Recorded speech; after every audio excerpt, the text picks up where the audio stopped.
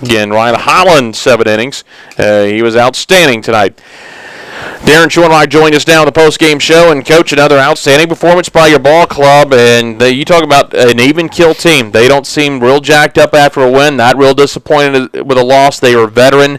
I've talked to both of your players, Ryan and Robbie. It's just 8 games, but it really seems like things could turn out pretty good this year. You got to tell you, you got 40-something games to go, 50-something games to go. But early on, it seems like this club could be pretty special. Well, we got, just like you said, we got a lot of veterans up and down the lineup, and even in a few games when we've had some leads late and we've put some young guys in, those guys are playing with confidence, and they feed off that. And I think the more that this veteran lineup does that, you use those kind of leads like that to get guys experience and get them under the lights a little bit. But I was very encouraged with how we attacked the game. Now, tough conditions, wet outfield, very windy, cold night.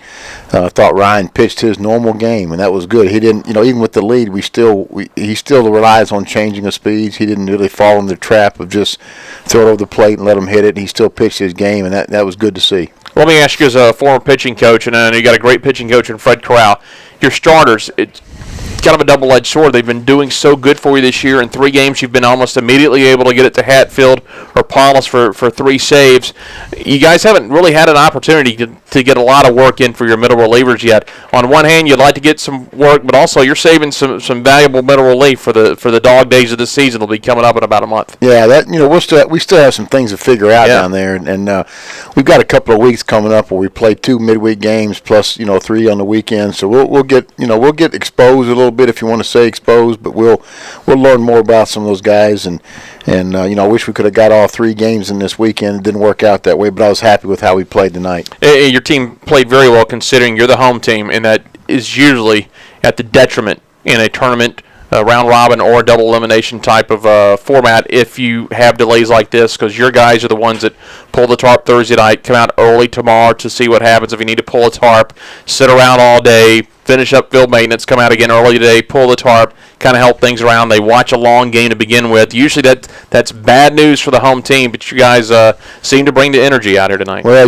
one of the things I was a little concerned about is going a whole week without any midweek games, and wasn't sure how crisp we'd come out. And thought that offensively in the first inning we were very good. Drew and Zerk started us out and do what they do, and that kind of got us going a little bit. And we put 2 real tough practices on them Tuesday and Wednesday. Very long inter squads, got after it, which is kind of rare once you get in the season that you do that. But I felt like with as good as we played at Kennesaw, I wanted to keep that feeling going. So we got after them pretty good Tuesday and Wednesday and backed off a little bit Thursday, and I thought they were ready to play. And finally, Coach, SIU tomorrow. They were an impressive winner today over Oral Roberts, who, looking at last year coming in this year, they were probably the best team coming into the tournament. They'd had an opening day win over Baylor. They were a regional team last year, but it's going to be UNSIU for the tournament title. At least for the rainout, it's pretty easy to figure out who's going to finish first, second, third, and fourth tomorrow when it all pans out. Well, they really got after Oral Roberts today, and I was impressed. They're a young club, a lot younger than we are.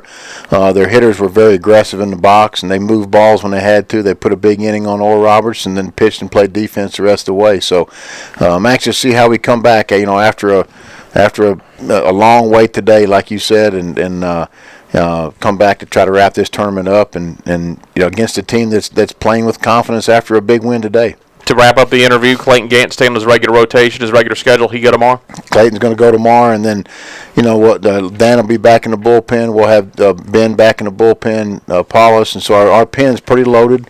We got the young lefties and that can get to those guys late, and we wanted to get Dane in that game tonight. He's been one of our top relievers, and felt like, with Dan's going to the pen for tomorrow and then possibly getting a start at Auburn, one of the Auburn games, we wanted to get Dane in the game today. It's important to keep momentum going for him, and I thought he threw the ball very well, and he's been a real good bright spot for us. All right, well, Coach, as always, thanks a lot. We'll see you out here tomorrow. Thanks, Jeff.